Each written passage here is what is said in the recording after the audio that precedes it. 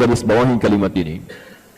Jika ada satu keterangan, informasi disampaikan dengan diawali huruf anna atau inna, ya, kadang dibuka dengan inna, kadang dibuka dengan anna, ya.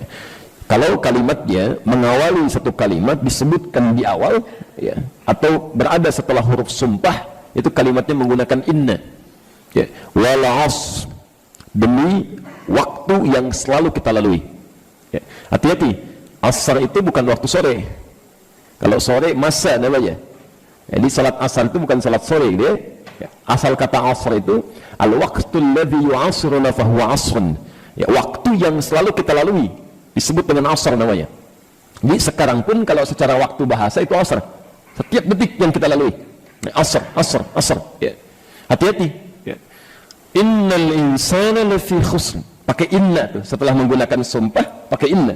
Innal insana lafi khusr. Ya.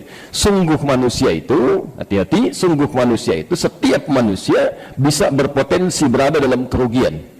Jadi kalau Anda tidak bisa menggunakan waktu dengan baik, Anda bisa rugi.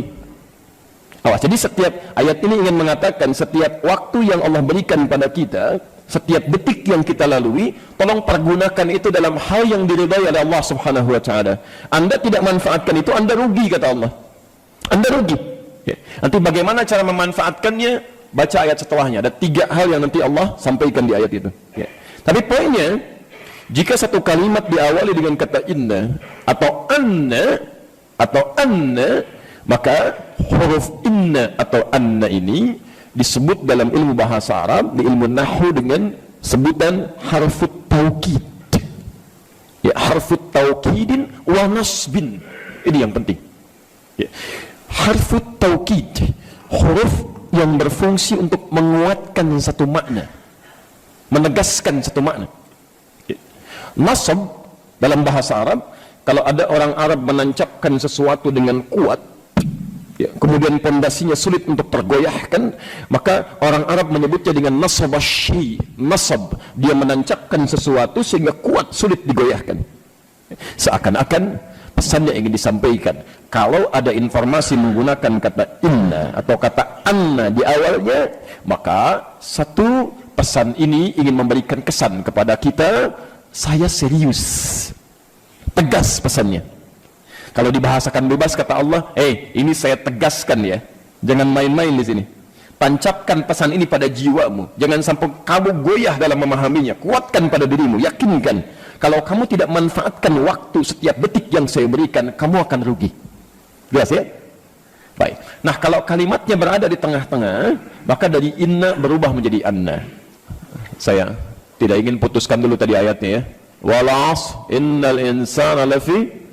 Setiap manusia berpotensi rugi bila tidak memanfaatkan waktunya. Maka bagaimana cara memanfaatkannya? Illal ladzina amanu. Satu, kecuali bila dia manfaatkan setiap waktunya dengan iman. Artinya kalau ada orang tidak beriman, belum beriman kepada Allah, itu setiap detiknya rugi dia, walaupun dia mengerjakan banyak kebaikan. Jadi nggak ada faedahnya. Ya. Maaf, ada orang misalnya membantu orang lain, bangun jalan demi kepentingan orang, memberikan fasilitas, tapi saat yang bersamaan dia tidak lakukan dengan imannya, dia belum beriman, maka tidak ada manfaatnya dalam pandangan Allah Subhanahu wa taala. Tetap rugi dia. Ya. Walaupun saat di dunia Allah balas kebaikannya.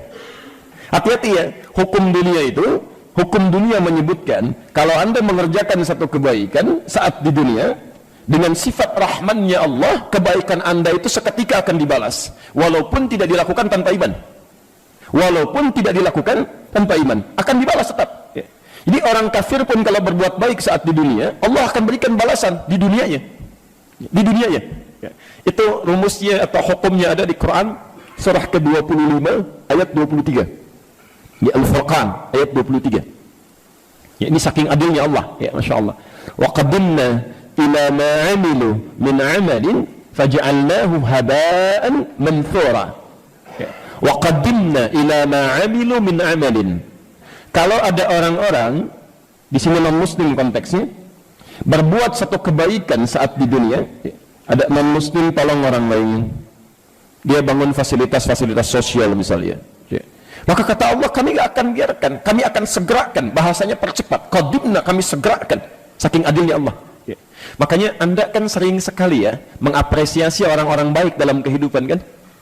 Masya Allah, kan ada orang, oh dia baik sekali ya, itu dia hargai, diberikan apresiasi. Ya. Cuma saat di dunia saja, begitu sampai ke akhirat, karena hukum akhirat itu beda dengan dunia, semua yang dibawa di dunia, awas, selama jadi hukum dunia, itu tidak bisa dibawa ke akhirat. Tisu ini benda dunia atau benda akhirat? Dunia. Jadi saat Anda menggunakan tisu ini ketika akan kembali ke akhirat, tisunya nggak akan ikut. Nggak akan ikut. Ya. Demi Allah saya katakan, ya maaf ya, sekhusyuk-khusyuknya Anda dalam berdoa sampai pakai tisu itu, ya, itu tisunya jangankan saat ke akhirat lah, ke alam kubur aja nggak akan ikut. Ya, Pak, tolong nanti kalau mamah meninggal ya, tangisan-tangisan mamah yang ada dalam tisu itu tolong hadirkan nanti, sertakan di kain kafan sehingga menjadi bukti di hadapan Allah saat ditanya nanti di alam kubur. Gak bisa. Anda masuk ke alam kubur bawa tisunya, gak mungkin. Ya, cukup dengan kafannya, keadaan dirinya. Ya. Apa yang bisa membawa Anda dengan tisu itu menjadi bagian dari bekal untuk dibawa pulang? Bismillah, Anda gunakan. Ya. Bismillah, Anda minum. Bismillah, Anda gunakan telepon itu. Bismillah, Anda gunakan kendaraannya. Kalimat itu yang ketika dikerjakan, itu yang bisa membawa setiap kegiatan kita menjadi bekal ke akhirat. Kalimat itulah yang disebut dengan kalimat iman sehingga menjadi amal saleh. Jelas di sini? Jadi kalau ada orang-orang tidak beriman selama hidupnya, itu semua pekerjaannya rugi. Faja'alnahu haba'an manthura. Di akhirat karena tidak ada bekal iman, maka Masya Allah digugurkan oleh Allah seperti debu-debu yang berterbangan. Ini indah kalimatnya. Kalau debunya nempel, itu masih bisa ditimbang. Kalau debunya nempel masih ngumpul. Tapi kalau debunya terbang, bagaimana cara menimbangnya? Ini bahasa kiasan yang sangat indah. Itu sebetulnya kata Allah ada amalnya, cuman sayang karena dia nggak beriman, tapi amalnya jadi terbang-terbang semua tuh, nggak ada nilainya. Oke. Maka kita doakan orang-orang yang belum mendapat hidayah, yang belum mau beriman itu, setiap hari kita coba doakan. Kalau ada di sekitaran kita, tetangga kita, mintakan ya Allah, ya. Jangan banyak dicela. Barangkali dititipkan oleh Allah kepada Anda menjadi tetangga supaya bisa Anda terus doakan dan tampilkan dakwah Islam dengan akhlak yang baik. Ya, jelas ya? Ini bagian pertama. Saya berikan rumus cepat ya. Kalau ada orang bertanya, kenapa orang Islam misal yang telah beriman tapi melakukan perbuatan buruk selama hidupnya masih berpeluang masuk surga, sedangkan orang-orang yang tidak beriman yang baik selama hidup di dunianya kok diancam dengan neraka? Ada yang bertanya, di mana letak keadilan Allah?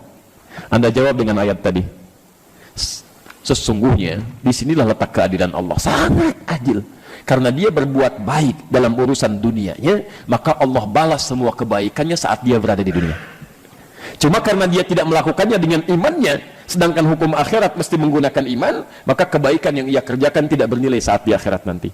Dia lulus ujian dalam aspek yang lain, tapi tidak lulus dalam ujian keimanannya. Jelas ya?